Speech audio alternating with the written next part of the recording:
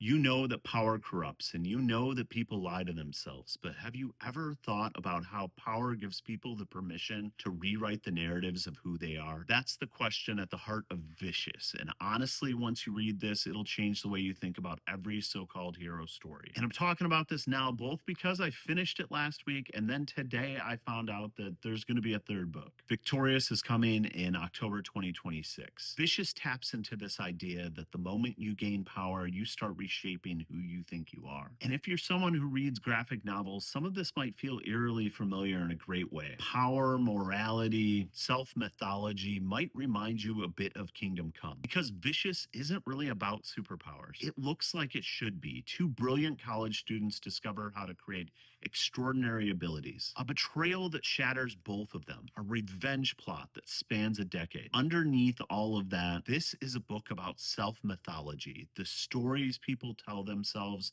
to justify their choices. Victor and Eli don't just gain powers, they gain excuses. They gain this twisted sense of entitlement. This idea that their abilities somehow confirm the stories they already believed about themselves. Eli thinks that he's chosen. Victor thinks he is controlled. And both of them use those beliefs to avoid looking at who they actually are. And that's why this book surprised me when I read it. For a novel with a premise that screams action movie, it's incredibly introspective.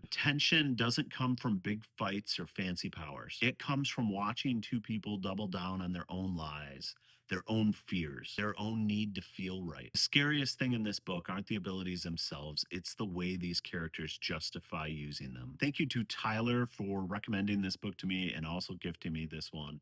You were absolutely right about it. If you love stories where morality is a sliding scale, where power isn't just a gift but a mirror, and where the villain might be the only one actually telling the truth about himself, Vicious is absolutely worth picking up. Tell me, do I need to jump right into the next one because it's sitting right behind me?